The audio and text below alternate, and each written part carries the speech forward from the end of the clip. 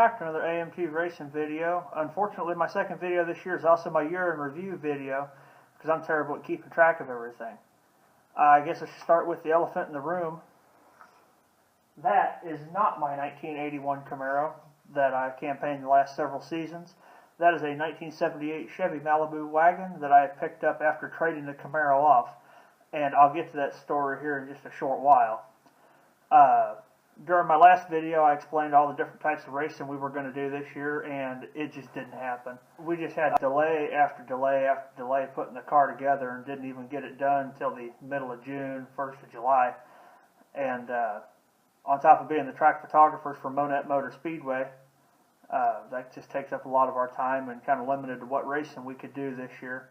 I do have some footage from the two races we ran with the Camaro this year. We went to Mocan Dragway once for a Friday Fun Drags event, and the following weekend we took the car to Thunder Valley Drag Strip in Bethany, Missouri. It's a neat little 8-mile track that had been closed for roughly a decade, and they just reopened it this season, I believe. I'll go ahead and show that footage, and after that I'll explain a little more in detail of why I have the wagon and don't have my Camaro anymore, as well as some other things we've had going on and also what's coming up in the near future.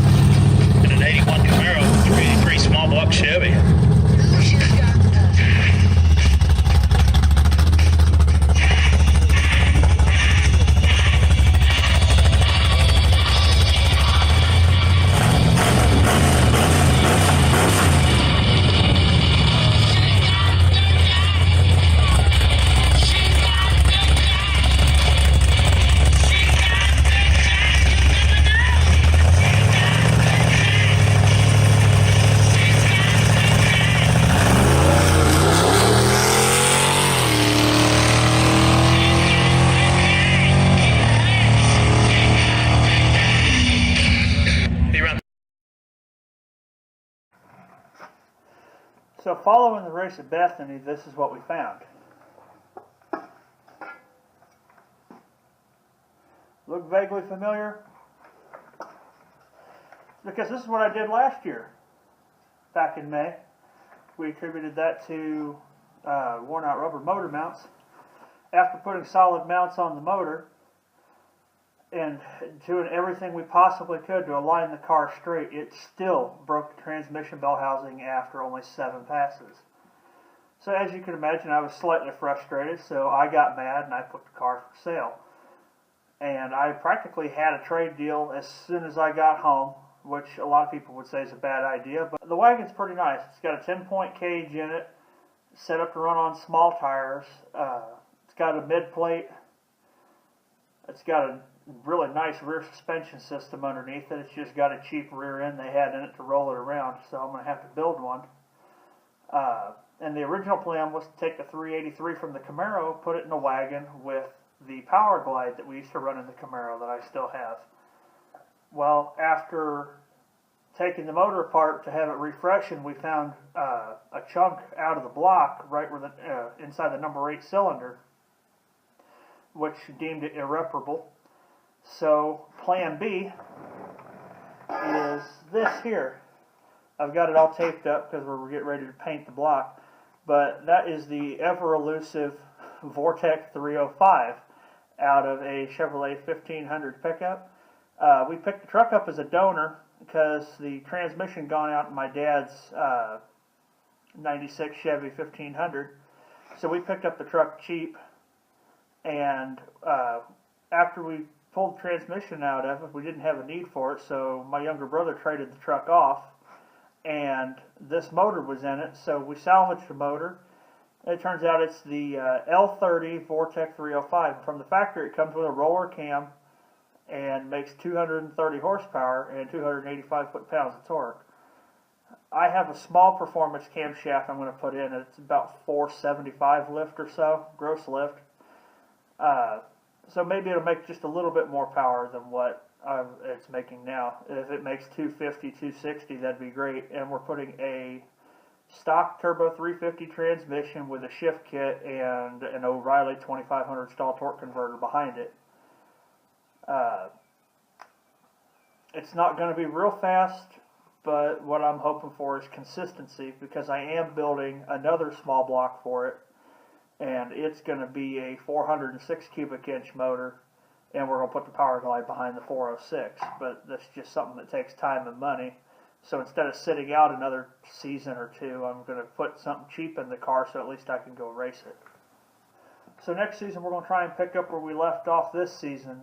Once the car's done, we're going to go bracket race it just about anywhere I can find a track that's open, as well as index race it if it qualifies for a slow index class like an 8.0 or 850 8th mile index race. On top of that, since financial stability is completely out of the question, I've got another project around back that I want to show you. Now, around the back side of my shop, this is one of the 2 projects we've got going on for next year. This car actually belongs to my younger brother. It's a 1989 Chevrolet Caprice, and it's going to be a pure stock dirt car. He just decided the land barge would probably be the best bet for a beginner. So I went another route and picked this up. And for the record, no, I did not make it look like this. The car came like this. It is a 1979 Pontiac Firebird, or, well, at least it used to be.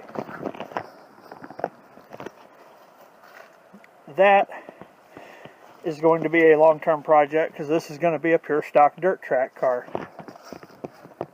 I guess one way to look at it is it's already stripped. I have very little to take out of it. So it's more of just finding stuff to add to it. It has no motor, no transmission, no steering. And there's actually no rear end underneath it. This was just a ghetto platform that we stuck 2 pieces of fence post on a Ford 9-inch rear end to be able to roll this onto the trailer.